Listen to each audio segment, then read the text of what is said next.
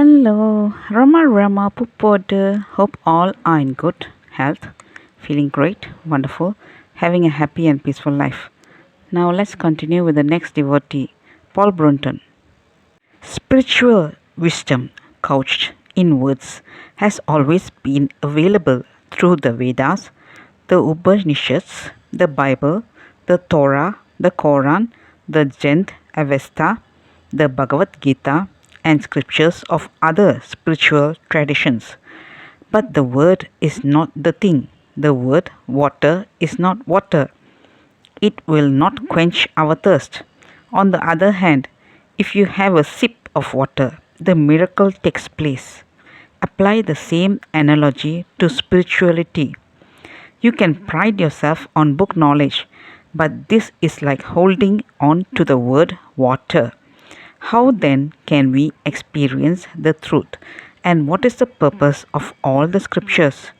Sages and saints would not have left behind those holy words without a purpose. A sage lives the truth every moment of his life, and people from all over the world, attracted to him by his teachings and life in truth, live in the proximity of that truth, imbibe that truth, and finally experience the truth. Because in that particular human frame, they see the truth of what the scriptures describe. When we read about the lives of Bhagavan's old devotees, we see that Bhagavan Sri Ramana Maharishi, like Jesus Christ and the Buddha, lived the truth every moment.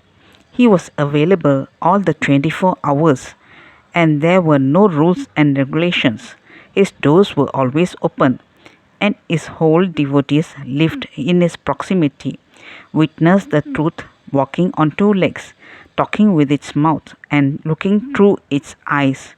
I am indeed fortunate that I could live with them and see how they too were steeped in the truth. When reading about them, the truth seeps into our heart, perhaps imperceptibly. That is the only way you can have a link with the ultimate truth, which otherwise looks unattainable. The next devotee is a luminary who came to make the whole world know that the darkness is not true. He was Raphael Hurst, the first Western devotee of Bhagavan, who openly declared that by the grace of Ramana Maharishi, he was blessed with the inner vision of illumination. Popularly known as Paul Brunton, he was a great writer who went through many ups and downs in his spiritual life. You will be surprised how much it is like our own life. Sometimes we feel we are on a spiritual peak, and at other times as if we are in an abyss. But when we depend on and surrender to the higher power, there is never a failure. Paul Brunton wrote, "My own final illumination happened in 1963. There was this bomb-like explosion of consciousness. It came of itself, and I realized that the divine had always been with me and in me. The word I was pronounced as in me. I saw that it was the only reality. I am is the foundation of truth and the reality of the whole existence. Although I had descended deep into my being and experienced timelessness, I was still able to live in my surface being and experience time. The two experiences went on side by side, and I saw my body as a mere shell and all the other people's bodies as shells. I felt like a bird free from all desires and really detached from everything. I was not the body and felt so free of it that I knew I could not die, and that in the real I would always be able to live, for I am is God. Deep down within my heart, I lived in an everlasting now." What a glorious summary of one's inner realization. That self-realization can be attained by you and me through self-enquiry is amply proved by Paul Brunton's life. The way Paul Brunton was guided by the higher power throughout his apparent struggles, how, whenever he was falling down, the higher power was helping him, all of which it is a great fillip for us and a pointer to every seeker that if you surrender to the higher power, which is the I am within each one of us, within each one's heart, that higher power will lead us through. He adhered to that and followed the instructions so odorously that he was led to a state of perfection. That is why, when I first read about his attainment in 1963, I was convinced it is possible. It is a very strong force which we have to imbibe in our own spiritual life. When Brunton was in school, his geography master's voice uttering the word India sent quakers of joy through his body. Later, when he located it on the world map, he again experienced quakers of joy. This sound, India, and his locating it in the map was the beginning of his quest for the true self, for the truth. This strong urge to go to India at that tender age was not just a fleeting thought, it was the higher power guiding him. In his adolescence, Brunton felt a widening charm between himself and his surroundings. He even wanted to end his life, but the very thought of ending his life aroused in him a curiosity to know what is death and what is after death. From where could he have got this urge to know, except from the higher power? He then went to the British Museum's library and studied all the theories on death. He pored through texts and treatises on occultism, mysticism, Rosicrucianism, Buddhism, Christian mysticism, and yoga. He was so interested in knowing more that he joined the Theosophical Society. Within 2 years, he got disappointed with their claims. However, Theosophy induced in him a great urge to know more about Occidental and Oriental mysticism. Strangely enough, he soon dropped his interest in mysticism and occultism and put all of his attention into learning journalism. This was again the higher power guiding him, this time to be a great writer. He started writing powerful passages that attracted the attention of commoners and scholars alike.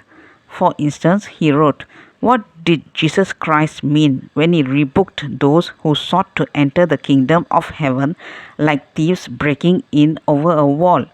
Jesus meant that they were trying to enter without giving up their ego, without denuding their consciousness of ego's rule. Who are these robbers? They are the seekers of occult powers." But even while he was becoming well known for his incisive writing, there was this conflict lurking in his mind. Should I continue with journalism and become famous or pursue spiritual practices? This was the struggle within him. He met two teachers, Alan Bennett and Truston.